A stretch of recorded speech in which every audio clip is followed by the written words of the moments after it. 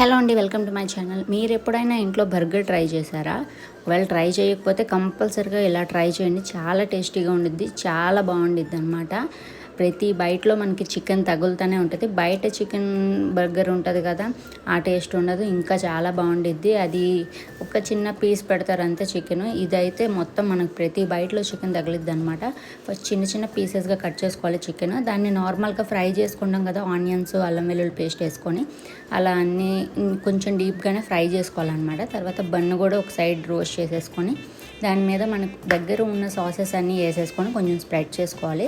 Onions కూడా కొంచెం లైట్గా ఫ్రై చేసుకొని ఇలా ప్యాన్ మీద పెట్టుకొని బర్గర్ మీద పెట్టేసుకోవాలన్నమాట. తర్వాత చికెన్ స్ప్రెడ్ చేసేసుకోవాలి మొత్తం. నమ్మండి, చాలా బాగుండిద్ది. ఒకసారి ట్రై చేయండి, ఖచ్చితంగా మీకు నచ్చిద్ది అనమాట. చాలా బాగుంది, చాలా బాగా వచ్చింది కూడా.